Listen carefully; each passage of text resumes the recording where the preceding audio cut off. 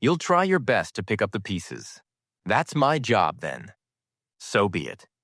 She sees him for exactly what he is. You're just a soldier, aren't you? Take your orders and you carry on. It's a stunningly accurate and dismissive psychological profile. She identifies that he is a man built for a clear hierarchy and a defined enemy, not for the fluid, treacherous landscape of politics. She then lands an even more precise blow. I suppose it makes sense. Your older brother was trained to lead, and you were trained to follow. This insight is incredibly sharp. Cersei, a product of Tywin Lannister's relentless focus on legacy and family roles, understands the psychology of birth order in Westeros.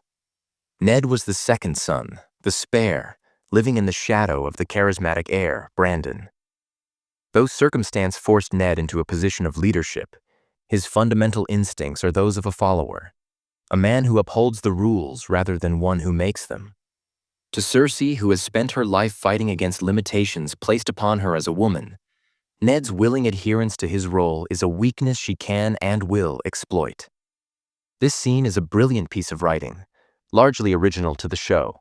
While the books build the Ned-Cersei conflict more gradually through his internal thoughts, this scene condenses their entire dynamic into one potent exchange. It functions as a perfect thesis statement for the political storyline of the first season. Feeling cornered, Ned allows his own threat to surface. I was also trained to kill my enemies, Your Grace.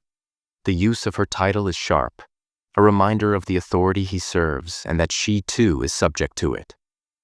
It is a direct warning. His duty does not make him weak, and if his investigation proves she is an enemy to the realm, he will act accordingly.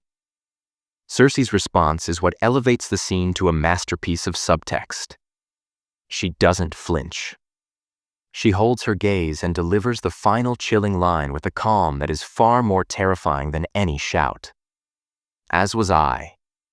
On the surface, she's simply matching his threat, declaring herself an equal player in this deadly game.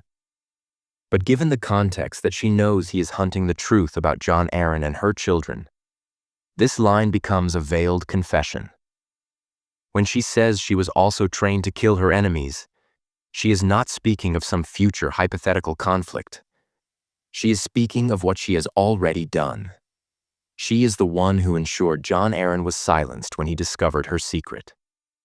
She is admitting, without admitting it, that she is a woman who has already destroyed those who threatened her and her children.